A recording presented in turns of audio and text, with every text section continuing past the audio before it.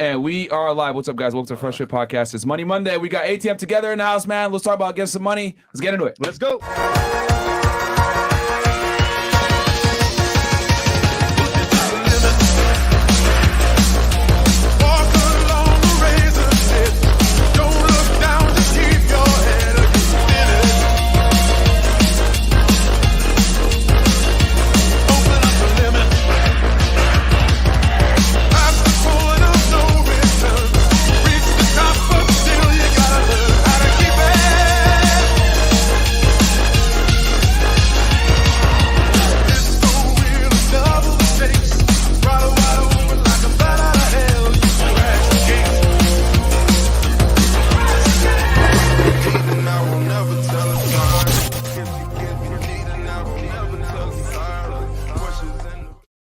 And we are live. Back. What's up, guys? Welcome to the Fresh Fit Podcast, man. It's a Monday, aka one of my favorite episodes, Money Monday, guys. We're going to talk about how to stop being a brokey, all right? So announcements real quick. Rumble.com/freshfit. As you guys know, we'll probably get banned anytime now because they've canceled Andrew. They've canceled Sneeko. So we're probably next. So check us out over there on Rumble. So if we ever do get canceled, you know exactly where to find us. Also, check us out on freshandfit.locals.com.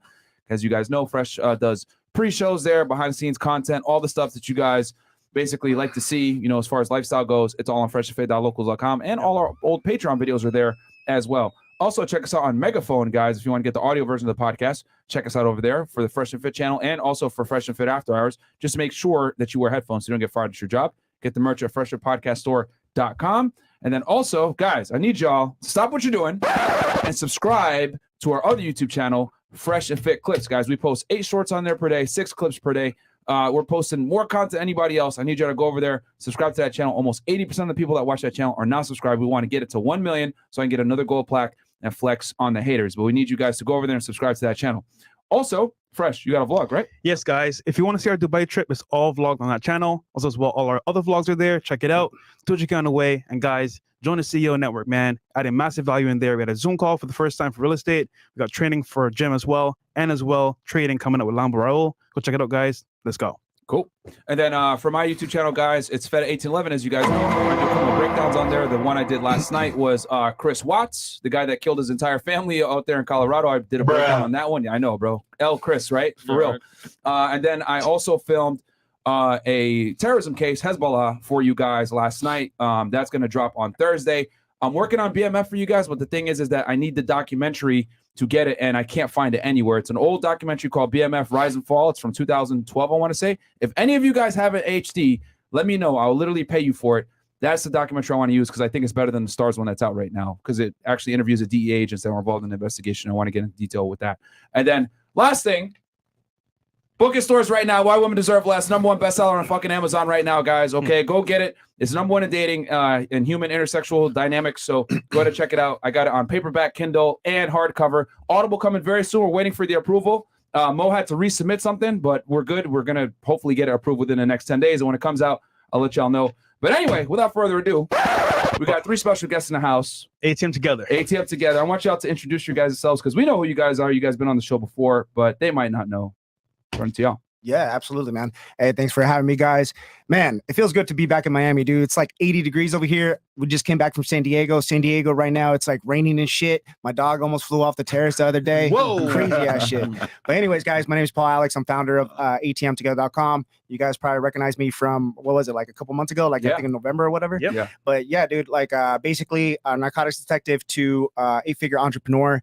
And hey, your network is your net worth, guys. So I had to bring the crew down, brought one of my consultants from ATM Together, and then I actually brought my COO, Gedam Yonas, from ATM Together. So they're going to break it down, a couple things that we got for you guys, but it's going to be a good show. Nice. Yes, sir. Hey, yeah, guys, I'm Gedam Yonas, COO of ATM Together.com. Didn't always start that way. I was actually in the military, getting into that a little bit, and law enforcement. Met Paul in law enforcement. Competition, man. We were trying to get each other fired at the vet. But hey, check this out. We're here. Your network equals your net worth, just like he's talking about. And lo and behold, we're in Miami. Let's get them. And then we got Mike. You got Mike. No, we know. So funny story with Mike. So Mike, he actually comes from the fitness world. I mean, you can see the dude's like 6'3", 260 pounds. I mean, we met in my apartment building that I live in San Diego, and the dude was just like, man, you got like a good aura. You're like, you're always happy and shit. And I was just like, what are you talking about, bro? I'm fucking tired. I just worked 18 hours and shit on the grind, you know? Yeah. And the dude's like, I don't know, man. You just don't come off like, you know, cocky or nothing. You like real humble dude, and like you're hella respectful. I was like, man, thanks. I appreciate that, man. A lot of people think about that, but hey, it is what it is. So anyway, so we end up talking. He's just like, man, you know, I've been in this fitness world for like so long, bro. And he's just like, dude, I'm looking for other avenues. He's like, what do you do for a living? And I was just like, dude, I was actually a cop. I was a detective for like 5 out of the 7 years I was in law enforcement. And Mike was just like, dude, that's freaking crazy. So what do you do now? I was just like, well, I do assortment of things, right? I run my own ATM business. Now I got into the Bitcoin ATM business, and I'm just going down the line of all the different ventures that I'm getting into. And he's just like, dude, that's amazing. He's just like, so how can I work for you? And I was just like, what do you mean work for me? This ain't no Wolf of Wall Street shit, bro. Like, what are you talking about? He's just like, nah, like, bro, I see your car. I see you drive that McLaren. There ain't nobody else driving that McLaren. Can't deny that. So it's just like, what do you do for a living? Yeah. Hey, and then the funny story is his McLaren was parked on the 3rd floor, and then maybe 6 months later it became parked on the 1st floor. And that's like the real G's. And I was like, that guy's doing something right. So, but beforehand he drove Panamera, so like you could just see the growth because we lived together for at least a year. And so, but an elevator, man, when you step in and you just, guy was like pouring like vibes, and I was like, man, exactly what I said. You must be successful. That's it. And he told me, read this book, and he gave me Digital Millionaire book, and that's it. Yeah, that's actually the book that I What's the name of the book? Digital Millionaire? Digital Millionaire by Dan Henry. Yeah, man. But you know what I like though? You saw something in him and say, you know what? I mean, humble myself. So you know what? Let me ask him a question. That one question led to you being a part of the team, which is amazing, bro. No, that's what it is, man. The part of the team, guys, was the value, because every human being carries the X amount of energy, and our frequency should match. I'm an expert in my field in fitness industry. I'm prior combat medic, 12 years honorable service, was Marine Corps and Navy, and then also I worked in level 2 trauma. I'm CT and X-ray tech registered. Then during the little bug, I got fired. And I was like, screw that. I'm never going to go back to the corporate healthcare. I'm like, screw that. And I started with my online coaching business because I'm a competitive bodybuilder. And I'm very good and versed in endocrinology and like functional health. So when we do bodybuilding, and we do it safely. And then I was like, man, what value can I bring to Paul? Because I felt like, you know, if I get on the team. So I was like, hey, you teach me how to do what you do, and I'll turn you into a Chad. And he did, bro. Because I mean, if you guys look at the whole episode, I dropped 20 pounds. Yeah. I dropped 20 pounds. Man, I was getting fat and shit. But hey, that's what happens when you go into entrepreneurship, man. You're on the fucking grind and shit. Yeah. It's just like we were talking before the show started. You guys were like, man, we gotta do this. We gotta go to Dubai. We gotta go to Vegas and all this shit. Man, bro, we understand. Yeah. This man, he got anxiety and shit now. He cool, calm, collected before entrepreneurship, but as soon as he became CEO, I was just like, here is all my stress. It's on his freaking shoulders now, bro. You know? It was one of those things, right? Where in law enforcement, military leadership, I mean, I was at a force reconnaissance unit, right? That's special operations in the military. I thought that was hard. Then I was at law enforcement, sergeant of police in one of the most dangerous cities. And then you get into entrepreneurship and like, in the Bay Area. So the audience kind of. Oh yeah, in the Bay Area, right? We won't say the name of the city, but it was a very dangerous city. Let's put it on that. It's a lot of documentaries, a lot of things going on with that. But I was a sergeant of police over there, and I thought that was hard, right? Where you're talking about shootings, robberies, murders, triple homicides, all that stuff, right? Running into buildings with gunshots. I thought that was crazy. And then you get into entrepreneurship, like, oh, that's a real hustle. That's a real struggle, right? So yeah, it's a grind, man, and shit. Like I always tell people, it's just like, yeah, I used to stress back then. I mean, going after cartel members and all this shit. Mhm. Yeah, like seeing like, 60 pounds of meth, fucking assault rifles, almost getting killed and shit, seeing one of my boys pass out off of fentanyl and all that.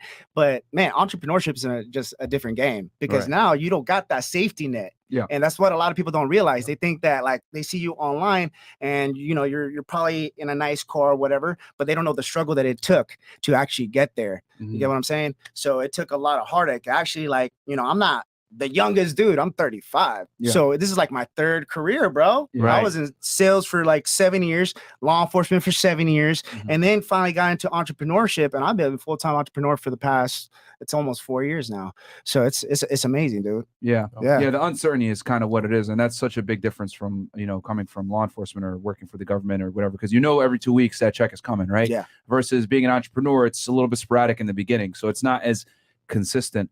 So, can you tell us a little bit about, because you were here last time on the last show. It was. Yeah. And you guys made fun of each other quite a bit, but we didn't really get to hear your background. So you Never said stops. earlier that you were in the military. What branch? Yeah, so I was in the Marine Corps. Okay. I actually joined 3 days after I turned 18 because I was in high school, man. I'm not gonna lie, I didn't know what I was gonna do. My best friend got popped by the DAA. I was hanging around the wrong people. I avoided. He was selling drugs? Oh, allegedly. Hey, man, allegedly. he was a Fed, I know. I'm just saying, bro. That's how it starts. Pretty cool. That's how it starts, man. Oh, Be careful, man. be careful. Who's that knocking on the door? Yeah, that sucks. I was like, hey, we got him, bro. Yeah. Code red. So I didn't know what I wanted to do. Yeah. Right? I was just in limbo. Right. I was like, I know I don't want to go to college. There's only dead end jobs back then. I mean, the best job you can get is like $8 an hour, right? Mhm. 3 days after I turned 18, I'm like, you know what? I want to join the military, right? I literally ran into a recruiter in the mall, right? I'm just hanging out. I'm parking lot pimping, right? You know how it is back in the day, right?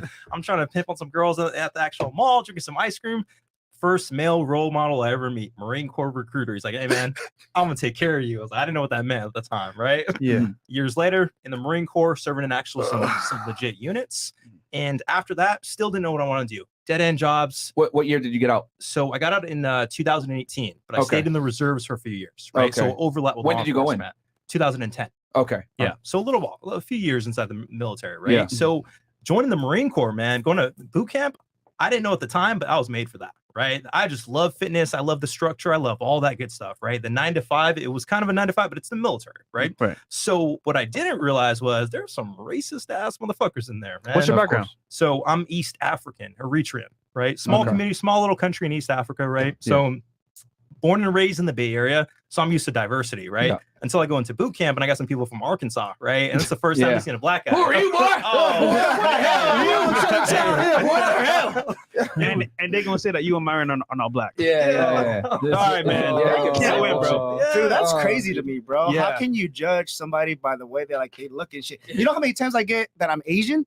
I'm Wait. not fucking Asian. Wait, you're not? No, bro. See, yeah, see yeah. what I mean? No, I'm Peruvian and Mexican. Konnichiwa. And then, hey, cuando I know, right? Hey, guys, you ain't got shit on me.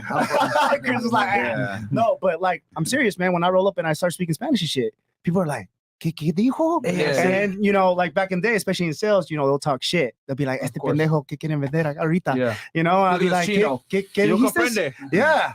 But it's crazy, bro. But anyways, 100%. Yeah. Yeah. So Yeah. military, right? And I just didn't know what I want to do. Got some dead end jobs. I was in a bad relationship, right? And, Uh-oh. and this, see, you guys already know. This is how I found out about TRP, Mm. right? So right off the bat, dating a chick, had a kid.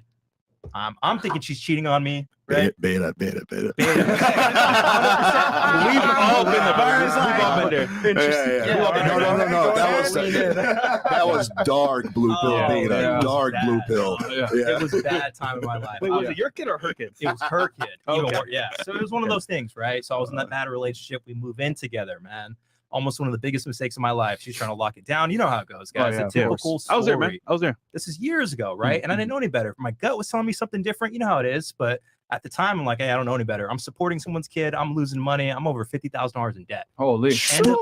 End up, and this is not any debt. It's credit card debt, right? So you know how the that worst. is. Yeah. See, we're the High good guys. APRs. We're the Oh. good guys. Yeah. That's where the good guys. They're right here. Yes. You know, yeah. So you learn, right? So you learn Yeah. very quickly, right? So my buddy, force reconnaissance scout sniper, is like, hey, dude, you gotta make a change, right? Saved my life. Mm. Right? He saved my life. He introduced me to some TRP books. Out of nowhere, I'm reading this. I'm like, man, this makes sense, right? Which ones did you read? So Rollo Tomasi had some Okay. books coming Shout out. out to Rollo. Chateau Hertis, I think that's how you pronounce his name. I didn't know at the time, but he was brand new at the time. He only had some online web articles, right? And then Good Looking Loser and a few other things, right? So that's the OG stuff right this there. is years ago. This right? is what year was this around? This is about 2012. Okay. Right? Okay. So this is what was that, like 11 years ago? Yeah. Yes, I didn't know. Time flies. Yeah, so the parking lot, we're having in the conversation, right? We're in the military. There's 3 of us, right? 2 of us are beta, 1 of them's alpha, right?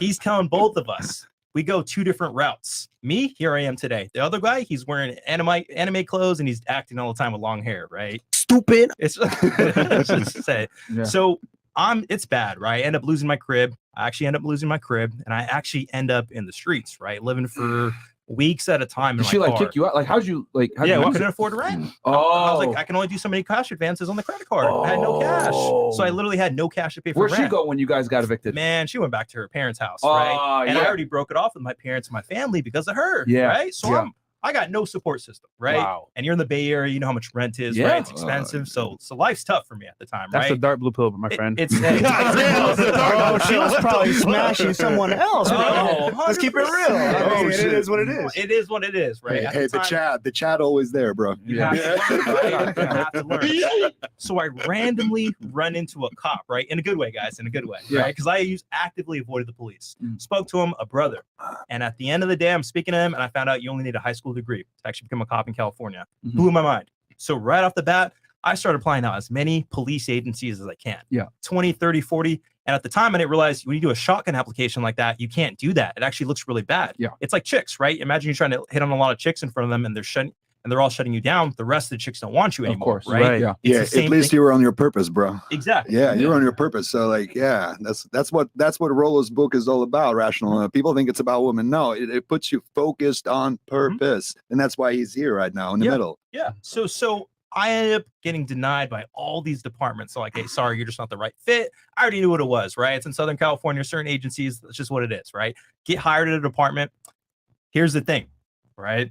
Almost lose my job with her because we get back together. So we're arguing. Shit. There you go. So you get the job, you make it through the police academy. What year is this now? I don't make it through the police academy because of her. Oh, I shit. almost lose my job. Well, that's your friend, man. Every So wait, what year is this now? This is 2000 and end of 2013, beginning 2014. Okay. Right? So right around. Okay. Yeah. And so you get hired because just so the audience knows, because they're probably confused. Like, what do you mean you lost your job at police academy? So guys, how it goes is when you get hired, you go through the process. You go through, an interview, you go through a polygraph test, a background check, etc. Once all that clears, then they send you to the police academy. Then most police academies are somewhere between 4 to 6 months. Yeah. And then you're saying, and then you get tentatively hired under probation. Exactly. Probationary officer. So you didn't make it through the academy. Man, I'm 5 months in, but I can't even stay awake because every single day I get home, it's an argument. Oh, so it wasn't a living academy. It wasn't a living academy. Okay, so you went in, you reported there every day, and then came back. Exactly. So I'm paying all the bills, right? I'm driving home every single day. I'm exhausted. You know, the academy is. You're spending 14 hours. I'm in traffic, right? I get home. Why'd you take so long? Bro. And then I'm worried about taking the kid to school the next morning. I'm like, and it's not your kid. No, what the hell? Dream killers, bro. No, he's the good guy. This is why living academies are almost always better than going back and forth. Because when I went with the feds, it was a living academy, so you didn't have to worry about that shit. But that's tough, dude. When you're going back and forth. And bro, he's paying all the bills. Yeah, dude, what is she? A dream killer, bro? Yeah, legit. And not only that, police academies, right, are almost always paramilitary, which means you got to walk in formation, you got to dress a certain way, etc. It's all at attention, so it's very tough. So you're doing that all day. Man. Just to paint a picture for the audience, because it's not like it's an easy police academy. Yeah. And then you're going in and dealing with the family stuff at home as well. So you're getting stressed from both ends. Man, I got no family support, right? Yeah. Because they played it cool for backgrounds. They let me get hired, right? But man, like my family doesn't want to talk to me, right? I don't want to talk to them because we're at rifts with the relationship. I'm with this chick that it's not working out. I'm paying all the bills. I'm paying for childcare. I'm paying for all this stuff, right? You're paying childcare? I'm still, man. It was bad. It was bad times. Stupid. Paying all the bills. Nigga, you wasn't know, nigga. Man, it was bad, man. And I can only talk about this in the past, right? So lo and behold, right? I actually failed the academy. I failed the test, man. I'm exhausted. I'm literally falling asleep in the academy every day. That's your main hustle, right? So which test did you fail? Was it shooting, law? No, it was just some dumb test. It was just some written test. That's it. So I'm Okay. just like, okay, well, here I go. I lost my job. I don't know. This is the best paying gig I had. This is my actual opportunity to change my life, and I just wasted it, right? So you're just sitting there waiting to talk to, the commanders and all that while they fire you. They give me a second chance. They're like, hey, you know what? Okay.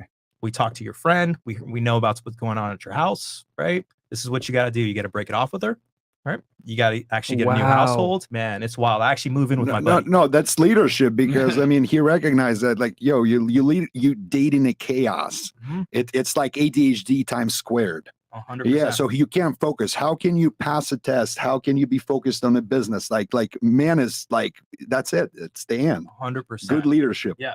So I am so appreciative. I worked my ass off the second academy, right? Graduate top of my class.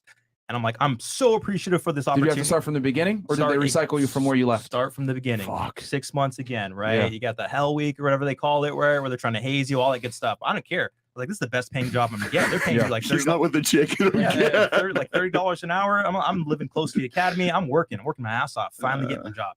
Nice. And I start working 100 hours a week. Damn. Right. The Damn. day after FTO, I am so appreciative because it's unlimited overtime. How Literally, long did you go through the FTO process for? FTO is 3 months, 6 months? It's 4 months. 4 months. So it's 4 months total. For the audience, that stands for field training officer. That means he had to ride along with a guy who was a field training officer and like basically through his probationary period. So, and then after that, they let you go on your own, I'm assuming? Yeah, Okay. exactly. Yeah. Yeah. So they let you go on your own. You're on probation for about like 9 months. So you can get fired for anything, right? So they tell you Mhm. just lay low, just be cool, right? Not me. I was like, I'm trying to make as much money as I can. Right. Mm. So I end up actually working my ass off for the next few years. I'm talking every single day. I am literally sleeping at the job. I'm like, I'm going to save up as much as I can because I don't know how long this is going to last. Yeah. I don't know how long this opportunity is going to last. Right. So you're going to shootings, you're going to robberies, you're like, whatever, because I'm getting paid. This is the most I'm ever going to get paid. Yep. I literally have no degree. I have no other options. This is the most money I'll ever make in my life. How much money you was making then? So I was actually making 6 figures at the time, Damn. right? Low 6 figures. But to me at the time, I'm like, man, that's a lot of money, right? And Right. it is. It's And just this is what, 2015 now at this point, probably? Yeah, 2015. And you're Okay. single, right? Single, no expenses. Six figure single, bro. So- 6 foot. Yeah. Yeah. So I literally save every single dollar and I start paying off my debt. I'm like, I just Nice. need to pay everything off, right? So I go to zero. That was the most proud moment of my life. After 4 months, I paid off all my debt and I was at zero net worth. I was like, Notice, right? That time Dude. period you had before, you couldn't even pay your bills like all the way because you were taking care of what? Someone else's kid. Mhm. Guys, that's a very important point because most guys that come into this like type of like setup, they're like, you know what? I can handle it. Yep. But it's opportunity cost because that money's going towards a negative benefit. So shout out to you for overcoming that, man. That's huge. yeah. And it was one of those things. And people always say like, TRP this, TRP that. Like, it saved my life. Right. That was literally saved my life. Because imagine I had a pregnancy scare with that chick. Oh, bro. It was- I had a- second baby daddy. I had a Man. pregnancy scare. And to this day, I'm like thanking God. I'm like, I don't know if God was looking out for me, vibrations, whatever. Yeah. What was the awakening moment? Was it when your guys got the superiors? best. Yeah. You guys What was the Shout out. awakening moment? Like, was it when your superiors brought you in and gave you that second chance that you just woke up and said, "I'm taking a red That's pill it. now. That's Focus. it. Yeah, Fuck that's this it. chick. 'Cause She's I- gone." Exactly. I was Okay. reading the books and it was kind of like I understood the concepts. Yeah. And I just, something wasn't jiving. And you have to take that step. It's literally what the Morpheus says, right? You take one of these pills. Yeah. Right. I just wasn't committed to one of them. I just said, hey, I'll read it. In theory, it's all good until I almost lost my job. Okay. I That's said- what woke you up. Right. Woke Okay. me up. Totally. All I said, hey, do I really want to go back to where I was? Yeah. I literally have a house now. I don't want to sleep in my car. I don't want to have to use baby wipes like I was in the field in the Marine Corps, right? Yeah, like yeah, this yeah. makes no sense to me. How long you lived in a car, man? It was actually about 2 months. Yeah. Shit. So 2 months. And it was, you got to do what you got to do to Yeah. survive at the end of the day. Of I'm course. not embarrassed about it. No, You no, got to no. hustle. You got to Yeah. hustle. I can You're a relate, G. man, to your You're- story a lot, man. Yeah. Wow. So- In some ways, not every way. He also dated a single mom too, so Yeah. he knows that pain. You know the hustle, Married right? her, bro. Yeah. Oh, So, really? yes, I was there, yeah. See, and, Stupid. and at the end of the day, you have to have your learning pains. You Yeah. have to have your learning pains. And to this day, like when I'm rolling around in the G-Wagon, I'm like, hey guys, it wasn't always like this, right? You Yep. worked your ass off to get there, right? So fast forward a few years, I'm working my ass off. I'm trying to go to all these assignments. I'm running into Paul. He's When actually, did y'all meet? What year? so it was like at least a year and a half in. Okay. We'd run into each other. Like 2016-ish? Yeah, You so guys, y'all met? Okay. Yeah. So we'd Okay. run into each other because this is how it works in law enforcement, right? So don't get it twisted that all cops work hard. I'm here to break the myth right now. Nope. It's about 1% do 99% of the work. That's facts. That's Straight up. 1000% facts. Whether Straight it's state, federal, etc., most law enforcement officers are lazy as fuck, want to Yep. fly under the radar, collect their check, not do anything else. That's 100% I gotta true. verify though. What about the donuts? The donuts are good. I'm not gonna lie. Okay, cool. That's a real thing. Okay, Yeah. cool. Yeah, that's very true, bro. Especially people think at the federal level it changes. Hell no. Most special agents are lazy as fuck, and there's 5 top guys typically in any field office that do everything. Exactly. Yeah. So- And the 1% literally is the reputation. When you want to go to a department, you're like, yeah, I heard they work hard. No, that's 1%. The 99%, they're chilling. They're pulling people over for nonsense. It's all that other stuff. I wanted to focus on crimes, people killing each other, right? So with that being said, I started applying for all these special assignments, right? But here's the thing. People kept telling me, right, slow down, slow down. All the brokies, all the normies, they kept saying, hey, slow down. It's a marathon, not a race. I'm like, no, it's not. Yeah. You guys don't know where I came from. This is an actual race every single day for me. Yeah. Right. I need to accomplish everything as of yesterday, Yep. right? So with that being said, I apply for all these special assignments, and you know how it is. The fucking haterade. Of course. Straight up. Yep. Struck the haterade, right? Yep. The glass was full. So I literally try out for canine, right? Test number 1, I get a dog. I get an actual dog. I'm running them. They're like, nope, you can't have that, right? So, okay, cool, whatever. I try to go for the mountain unit, try to ride some horses. Mhm. Nope, like, you can't do that, right? I try to go for special investigations. Can't do that. I try to go for an actual crime team. Can't do that. And keep in mind, I'm like top performer at the department. But I was just the haterade. What the fuck? They wouldn't give it to you? They wouldn't. So I thought, I was like, man, this got to be some racism, right? Yeah. But the leaders were my peoples, right? Oh. So what it was I was working so hard, I would get in trouble, right? You run after somebody with a gun, the guy makes a complaint against you. They say, hey, you're getting too many complaints. I'm like, but the guy had a gun. What are you Yeah. going? He told me I cursed at him. Yeah. So what, Yeah. right? So with that being said, man, I try everything. So Paul's in the narcotics task force, right? He's telling me, hey, man, you got to come over. I wasn't with the drug stuff, right? It wasn't interesting to me. I actually went for the ATF task force. Okay. Right. So in case you guys don't know, that's the Alcohol Tobacco Bureau. They changed the acronym. Bureau of Alcohol, Tobacco, Firearms, and Explosives, ATF. Yeah. So the ATF, right? I go for that task force. I actually test number 1. I meet the special agent in charge of the entire region. Nice. Do a meet and greet. He's like, hey, man, I like you, right? I fill out the federal paperwork. They're going to deputize me and all that good stuff. Yep. I get a call while I'm at training in San Diego because I'm in the Bay Area. I'm at training. I'm like, hey, man, apologize, right? Everyone vouched for you, but so-and-so, this captain and this commander says, hey, no go. What right? the fuck? Wow. So I'm in shock. I'm in shambles, right? And For what reason? for no reason. Doesn't like me. That's it. Doesn't like me. Doesn't like my personality. Super political, bro. That's just how it is. It's Yeah. politics and law enforcement. I mean, right? military, same, bro. It's the same thing. But law Same, bro, enforcement, yeah. it is a bunch of, no offense to some betas. And right? I'll tell you this too, because I can tell you from the federal side, anytime you wanted a guy from another agency, right, to become a task force officer, and basically for the audience out there, they're probably wondering, what is this? Basically, you could get a guy that works for a local police department or a local agency, and you deputize them, and then they get federal authority. And the beauty of that, when you have a task force officer, is they're able to do their state duties, right, while simultaneously having federal authority. So the reason why this is so important is that you can use local resources to go ahead and get the guy. Let's say you got some information that someone's involved in some type of crime, and you know that they're going to drive a vehicle at such and such time. Well, you can hit up your TFO, task force officer from the local agency. He can go ahead and get a marked unit to stop that guy. And then that guy won't know that the feds are actually looking at him, etc. Then they can use local databases. They can arrest him on state charges so that you can come in as the feds later on. So there's so many different benefits to having a task force officer. And 9 out of 10 times when you can't get a guy from a local agency, they give the same excuse. Oh, we can't give any manpower. But in this case, they were just hating. They didn't want you to get on because they know once they lose you over there, they're never going to see you because you're going to always be with ATF. You're going to report over there and everything, and they probably just were jealous. 100%. Yeah. So I just did everything on patrol. I actually got on wiretaps. I got on all that good stuff, right? And so I was doing the most on patrol, but I was like, man, I can't get anything to stick for me. And it's a lesson in entrepreneurship also, right? You're going to fail a few times before you succeed. Never give up. Right? So at this point, I'm pissed. That's so fucked up, dude. I absolutely hate life at this point. I'm like, I hate this place. I'm going to quit. But in my head, I'm like, you know what? This changed my life. This gave me the opportunity I'm at right now. Luckily, I made a lot of investments at the time. This is back in actually 2016. I invested in crypto, right? Back when Bitcoin was like $600. I was like, oh, nice. I was like, what the hell is this thing called? They come up, man. Yeah, I was like, what the hell is this thing called? Bitcoin, right? Like, but my buddy told me about it. I'm like, you know what? This makes sense. I dropped some money. I worked a lot of overtime. All that money went into actual crypto. Nice. Started investing in real estate with some friends, invested actually into some ATMs also. Nice. I was a passive investor because you couldn't have a second job at work, so I didn't want to tell them. So I was like, hey, put everything in your name. You know how it is. Hey, it's too late. You guys can't get me now, right? Yeah. So with that being said, right, these start kicking off on the side. So I'm like, you know what? Fuck it. I don't care. So to piss off commands, I apply to be a sergeant at the minimum required 5 years. Back then, you had to do 10 years before you be a sergeant just to get like the respect. I literally did that much work in 5 years because I worked every single day. Yep. So I applied to be a sergeant because I'm like, hey, you know what? The union has to get involved. They got my back, right? There's these regulations. They can't fuck me over. I ended up testing number 1 out of 30 something people, right? Wow. Piss off command. They're like, we don't know what to do. Like, how do we skip this guy? They end up skipping me for promotion. Damn. No reason whatsoever. And I hear on the back end, because I actually got a mentor, which is rule number 2, always get a mentor.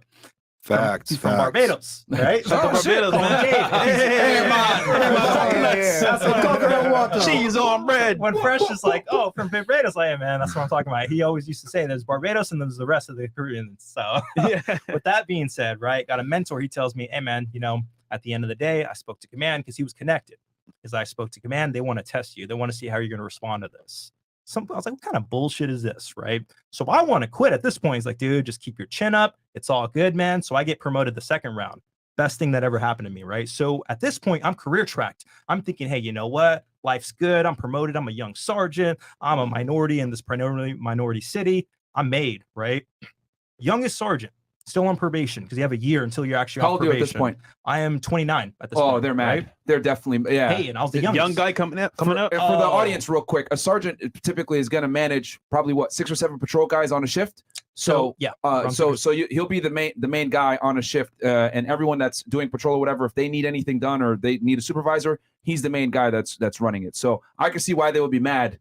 Right, especially a big police department like that, you're probably managing 10 units at that point, right? Or more. So shift. When I promote, bro, and I remember when he got promoted, man, there was tons of motherfuckers that were hating on him. Yeah, there was just like 29. We're talking about OGs that were in the department for like 25 years, and they're like, this motherfucker only been 5 years and he hit the minimum and he think he could be a sergeant. Yep. What the fuck? And that's I was how like, it is. I was like, why the fuck are you hating? Dude, that's like, how it is. Just mind your business. It's crazy in law enforcement how they crazy. get mad. And you're a minority, and you're in a big PE, and you're a hit sergeant in 5 years. Yeah, I already know they're fucking pissed. That's just and on top of that, you would put in for all these other details and didn't get them. So then the fact that you get that's something that's the most sought after. Yep. Yeah. But the other person, they would have quit by now, but you didn't quit. I didn't quit. I was like, and here's the thing. This is the craziest thing. When I got promoted, right, there was a new chief, right, a brother. And I thought this dude hated me. So when I get promoted, let me tell you, man, this guy comes up, he's like, hey, Gedam, what's up, man? And like, we're boys. And I'm like, hey, man, be cool. I don't want them thinking I'm cool with you, right? Yeah. So with this, he's like, hey, man, check this out, man. The reason why I love you so much, man, and I couldn't take this guy seriously. I didn't know if he was being serious. He's like, because every time we disciplined you, you always showed up, you kept your chin up, and you smiled, and you did things for the right reason. Marine, that's the Marine. Once a Marine, always a Marine. Semper Fi for all my military veterans watching right now, right? That's how it is. Always faithful. So and docs know better. I'm a Fleet Marine Force Corpsman, so Marines don't have their doctors, so I'm the doc. So and so I get promoted right with this.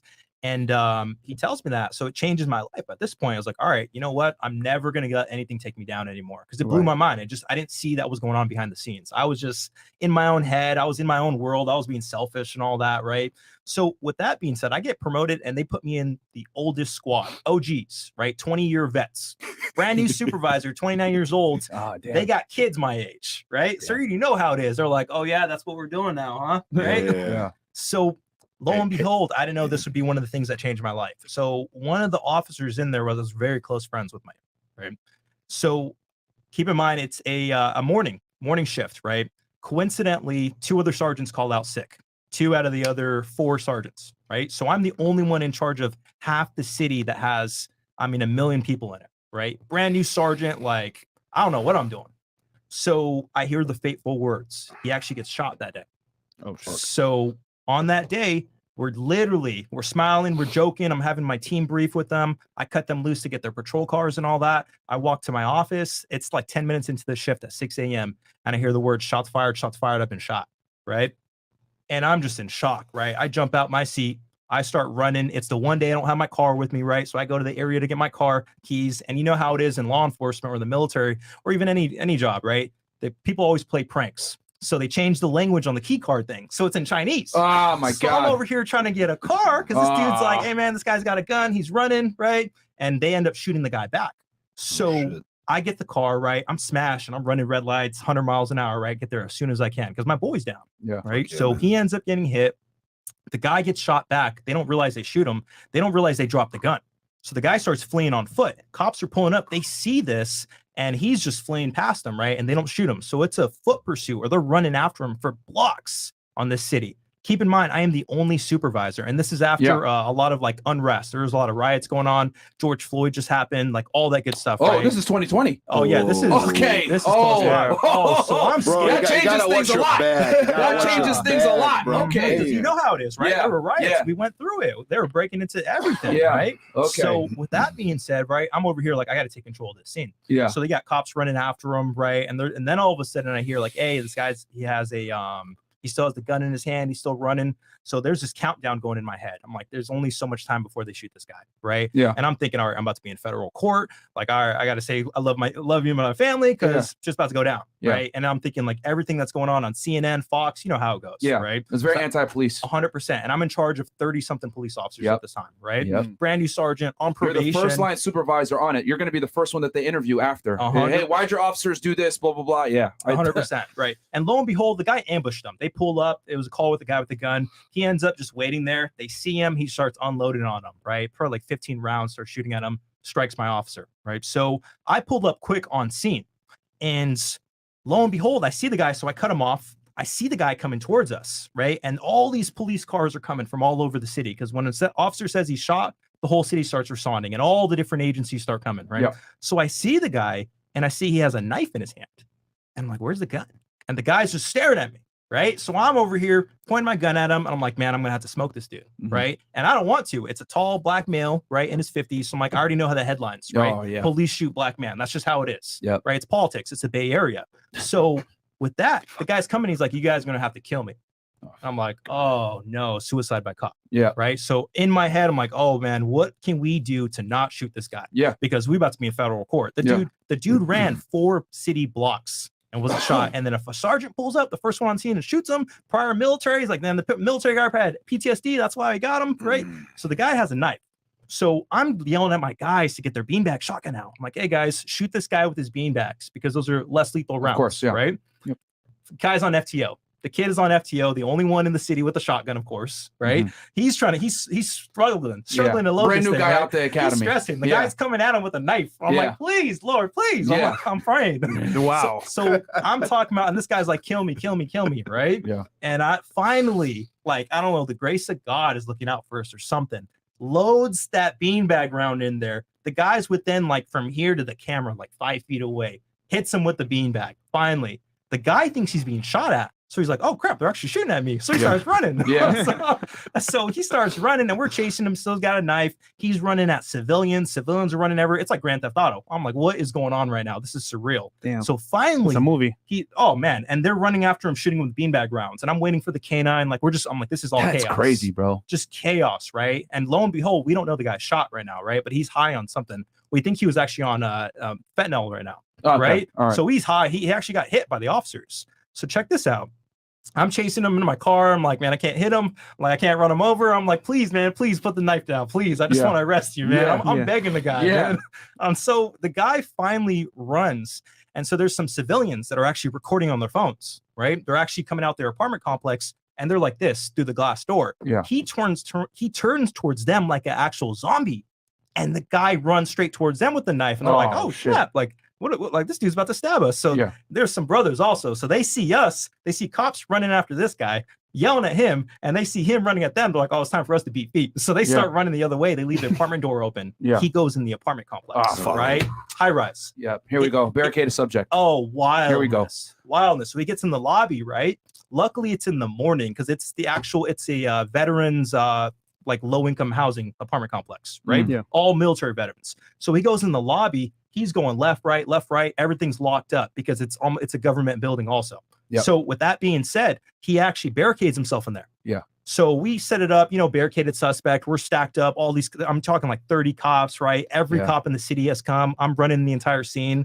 And so real quick for the audience so they know, because we're talking in law enforcement jargon, they might not know what's going on. As soon as the subject goes into a situation, guys, where he goes into a building, whatever, it becomes a barricaded subject, they have to pretty much stop the pursuit, call SWAT, and then strategize entering and taking them from there. It changes everything up. So you were basically the on-scene commander at that point. Exactly. To get the SWAT team on point. Exactly. Right. News helicopters coming. It is wildness, right? I'm like, this is like a movie, right? So we're negotiating. News are there, and you got a crisis negotiator there, etc. Everything. So it's still early in the morning, so we don't have a lot of these people, right? All we have is patrol. That's all we got. right? So the news helicopter, I can hear it. It's just chaos, right? Did Guys, county or state or anybody come help you or feds, or it was just y'all? there were some feds, there were some VA police or Veterans Affairs police. Oh yeah, that because it's their property. Yeah, that so makes they sense. showed up with some Okay. shields and stuff. Like, hey, thanks, man. Like, what's a shield gonna do? Right? Yeah. Is he still bleeding this whole time? Yeah. So no, we don't see the blood because he actually got shot in the body, right, in the back, and he's wearing a trench coat, which makes this like a movie, right? Yeah. So you got this guy with a trench coat. We don't know if he has a gun. He has a knife. He threatened suicide by cop, and he's barricaded now, right? So One of the worst situations. To be in. chaos. And I'm like, this can't get any worse. Then the guy starts stabbing himself in the neck. What the? And I'm like, you What? Yeah, you can't make this up. And we're sitting there What like, the fuck?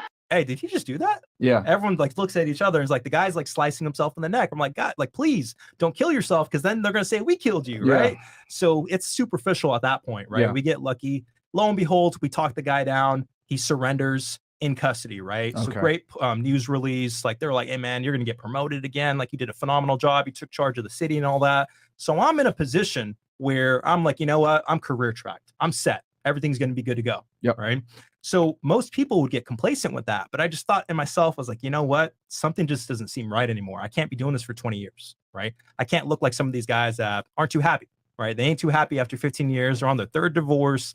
Like, you know how it goes, right? And at the end of the day, I can make all this money because at that point, I was making $250,000 a year with overtime, right? Yep. Because as a sergeant, you're making like $80 an hour. Yep. On overtime, $120 an hour. You can easily Night make differential, Damn. holiday Yeah. pay. It adds up very quickly. very quickly. And then a big police department like that, that's unlimited overtime. unlimited. I'm Unlimited talking- overtime? Like a big Unlimited. PD like that in Bro. a city, a dangerous place. Yeah. Unlimited I overtime. would have a field day, bro. Yeah. Oh yeah, unlimited you'd be overtime. hustling. Yeah. Yeah. Hell yeah. That mentor I told you, hey, he was hustling. That's one of the Yo, benefits. Barbados, we work hard, bro. Oh, it's, man. it's like a trade-off. Like when you Yeah. work for a big city that's dangerous, like the good thing is like you're able to get unlimited overtime, etc. But the negative is you're in a big, department where people don't know each other like that. You might meet a PD guy that you never met before, or it's more dangerous. So it's a trade-off. But Exactly. unlimited Yeah. OT though. Exactly. That's Yeah. W. So all this is going on, right? Lo and behold, crypto kicks off. I got some real estate investments. I got cash ATMs, right? Paul actually ends up leaving. Did you know Paul at that time when you did the ATMs? I knew him. Yeah. So I actually knew him. I didn't know he was doing ATMs at the same time, right? It was one of those side hustles that I think Hush, both. hush. Yeah. It was just, you kept it low key because you know how it is. You laugh, right? But you just don't want to bring it up, right? Yeah. With cash.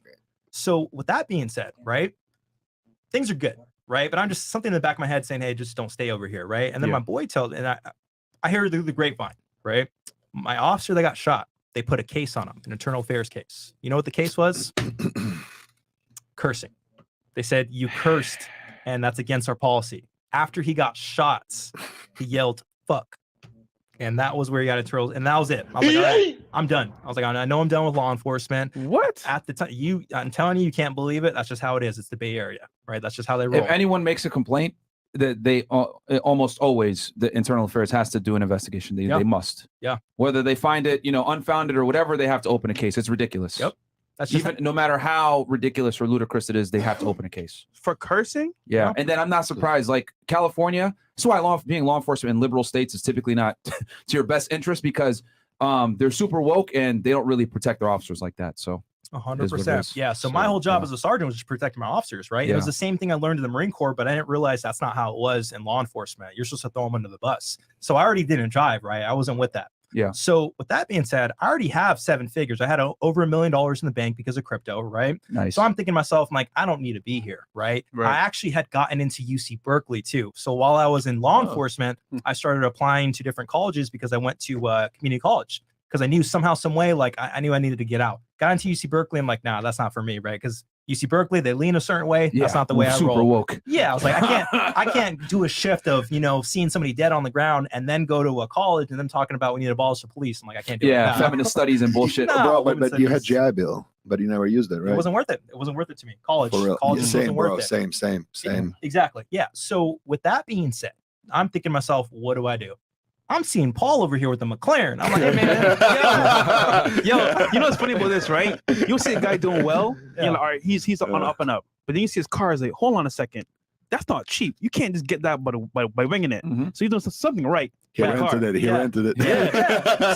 So Paul hits me up. He's like, hey man, just come work for me. Like I'll let you run operations. You have military experience. You have a law enforcement supervisor. You know what you're doing, Have right? Paul already left the PD at this He point? already left at this point, Okay. right? He's like, you're trying to make some money, you're trying to put in some work. And I thought he was gonna tell me I need to sell drugs, right?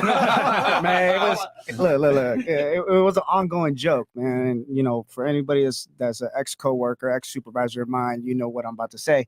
But when I pulled up with the Porsche Panamera back when I was still a detective in law enforcement, this is the initial stages of like when I actually build a tangible ATM business in the Bay Area, right? So all that passive income that I was making, dude, it was covering my bills, and then the check that I was getting, I was an overtime whore, bro. So I was working 60 to 100-hour work weeks. You know what I'm saying? Yep. So, See, dude, no what do you single think I'm gonna mom. do with the money? Exactly. At the time, I'm in my It was late. $100,000 a year of free money because your bills were already taken care of with your passive income, Bro, So, I was working so much, and I know this dude was at that level because we would always see each other working overtime and shit. Do they But- tax overtime like they do civilians or Yeah. not for cops? Yeah. Yeah, they do. So you Yeah. do. Wow. Yeah, but What? we were at like 250, bro. There was cats on overtime that was making like close to $500,000, but they were like Damn. fucking divorced. No, They no, were- facts. I saw that YouTube video. Somebody tried to like, get on a cop, like it was the Rolex watch, and he like pulls out his bank account. Oh, and it's yeah. like Oh, $500,000 there. yeah. I'm like, bro, like what? What are Yeah. you doing? you can really make a lot on Yeah, overtime. yeah. You really can. Yep. yeah. Sorry, you were saying. so the $500,000. Yeah, so the ongoing joke was there was a supervisor, man. Supervisor's like, hey man, whose Porsche Panamera is right there in the parking lot? It was when I just got it, bro. And at that time, a stupid move, okay? And never buy a brand new luxury car, guys. All right, I'm saying this right now. I fucked up. You know, I paid close to $100K for my Porsche Panamera, but I got everything that I wanted. You know, white and black rims and all that shit. Tan interior. It was butter, dude. But I'm driving in this dangerous ass city. I'm like, Oh, what am I yeah. doing, bro? I'm driving this to work and shit. Now your target. Yeah, now I'm a target, right? So I was just like, I gotta go get like a little hoopty or something that I could drive to work. But I park it, and all you see is the OGs. You know, they're getting off dog watch, night shift and shit. And they're just looking at me like, this motherfucker. Yeah. They're like, what the? Can you imagine fuck? they're pulling up in the van and he's Yeah.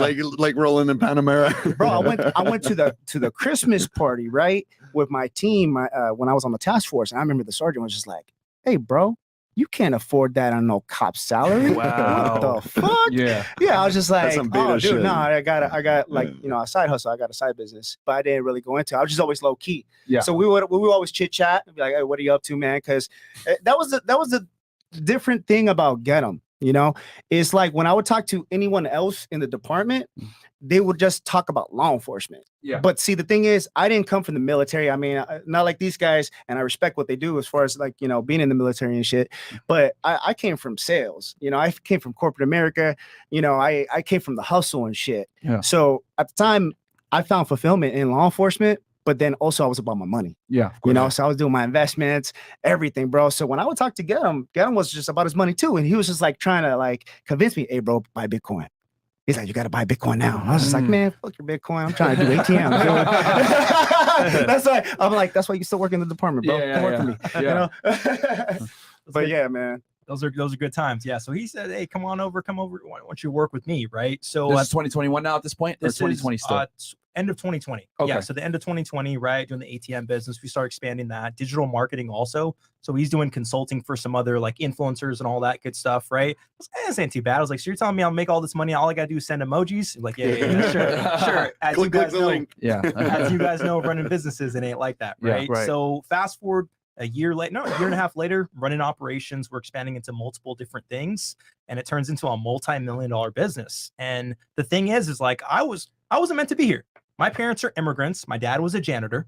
I thought for my life, the best thing I would do is work a 9 to 5. Straight up. That's it. I knew I wasn't meant for college. I'm straight up a glitch in the system. Mhm. And years later, here I am, right? And it really comes down to working hard, right? You have to treat Facts. every single day like it's a marathon. Yeah. Every single day. When you want to execute, you have to execute as if it was supposed to be done yesterday, right? And that was the one thing I transferred over from the military. And the one thing I learned from actually law enforcement also is just execute. Because right now, society is telling people the sky is purple, but everyone watching right now knows the sky is blue. And they're just saying like, well, I don't know why everyone keeps saying the sky is purple, right? But you know in your mind that you have to get after what you want. The reason why I'm here is I'm fucking selfish. Mhm. I wanted a nice car. I'm Yeah. gonna keep it real. Society tells you don't get this nice stuff, right? But let's keep it real. You got to go after what you want. because at the end of the day, you can volunteer for Greenpeace if you want, or you can start your own actual foundation, right? Let's keep it real. So at the end of the day, that's why I'm here. I had my selfish reasons and I wanted to take care of my family. So I knew I was going to do what I had to do day after day, night after night. I didn't care. I was going to work my ass off. I actually had to sacrifice those weekends, sacrifice those nights, because at the end of the day, I could have went partying, I could have went clubbing, but then I wouldn't be here right now. Yeah. Right. Well said. Yeah. 100%. Yeah. Wow. I mean, that listening to that story brought back a lot of memories for me too, because I was the same way. I gave up my 20s and worked quite a bit. Difference is with the feds, we don't get overtime like y'all. So it was all free work. The feds, they put your salary, it's built into your salary, something called Leap. That's funny, man. So at my old job, I used to work in tech, right? They gave us unlimited overtime at the very beginning. New company, new area. You know what? Go crazy, kids, right? Yeah. So we're overtime for unlimited time. This is perfect. So legit, right? My buddy's from Mexico as well. Shout out to Jesse, man. Awesome guy. He's like, bro. I was like, bro, why you staying after work so late? Like, dude, go home. Yeah. He's like, bro, it's free overtime. I said, what? Unlimited. I'm like, there's no way. So you know what? Let me give it a shot. I did it for like a week, bro. My paycheck went up a lot. I was like, holy shit. Ever since that day, nonstop. And that money, about property with. So hard work, man, pays off. So I can hit the chats real quick, and then we'll keep going. So we got here, Taj the Beast X goes, I'm in the process of paying charge-offs. I think it means credit cards. Should I do that before becoming an authorized user to build credit, or does it matter? It doesn't really matter. It doesn't really matter, but yeah, bro, pay that credit. As soon as possible, bro. It's one of the worst debts to have because the interest rates are ridiculous. Yeah. Cam 2 times goes, it would be dope if y'all brought in Eddie Griffin on the show, or Living a Life of Abundance, aka the Cheek Slayer on the show. He's the one who brought y'all to my attention in the beginning. Okay. We got here, Taj the Beast again. Be careful with Capital One. My limit is $750, made over $3K in payments. Use a different card to make last payment, and they froze my card for 26 days. Just call the customer service, bro. Yeah. Just got my first ATM running a couple of hours ago. Thanks to Paul and his crew. Hey, shout out to you, my friend. That's what you're talking about, man. That's how you do it. And we're going to talk about the ATM stuff here in a second, how it works. Divinity Smokey goes, hey, Myron and Fresh, do you think starting a YouTube channel for entertainment purposes is still a good go? I'm wanting to start a moto vlog channel. Honestly, bro, unless you're trying to like go hard with it and make money, I wouldn't. YouTube is way too time consuming. As a business, you got to be unique, bro. Yeah. There's so many moto vlogs out there, channels. Is like, bro, how do you stand out? Yeah. And if you're going to do it just for fun, that's fine. But if you want to, like, I would say if you're going to do it, like, do it to make money and go all the way. Elmond Howard, $10. Do either of you use a broker to help with investments? I saw that Robert Kiyosaki does in Rich Dad Poor Dad. I want to someday invest and want to know how you guys did it. I don't use a broker personally, but we'll keep going. Keep chilling. Let's go. $20. Appreciate that. Norris Haddo, $10. You are changing lives. You, the Tate brothers, and Sneeko. I grew up in a single mother household and had to fight the emotional upbringing. I pray for you guys and the Tates keep changing lives. Yeah, Tate will be home soon. Don't worry, guys. Oh man goes, hey Myron, I'm Stefan. How can I make $500 today? We'll talk about that here with the ATM stuff. Wimbo, do a Christian Dorner Feddit. I've researched the case. I'll eventually get to it. 3K goes, I just started the gym, already seeing progress. I still need some tips in any protein shake. Any suggestions? Just get a good whey protein, man. Griffin and Cartels, $10 goes, what's up, guys? After last show with Paul, I decided to get an ATM together and just order my first ATM for dispensary in MS. I think Mississippi means. Shout out Santino for guiding me through the process. Keep it up, FNF. Okay, good awesome, job, man. Yep. And then Turtles for the win goes, Feddit question, with the latest video, do you think Chris Watts was a psychopath and was crying crocodile tears, or did he actually feel regret or sorry? Thanks, FNF videos. Shout out to the panel. No, crocodile tears. He didn't care. He wanted to be with that other chick. Tapper Production, $5. At least you didn't have to walk 5 miles for water anymore. Okay. Yanni Blaze, $5. What the hell? What do you think about investing in Arrive, a Bezos company to invest in homes, or buying a small piece of land and on Elon Musk's tiny home for $250 a month? I mean, the more you know, the better. But I mean, we're not versed on that, bro. Yeah, I'm not versed on it.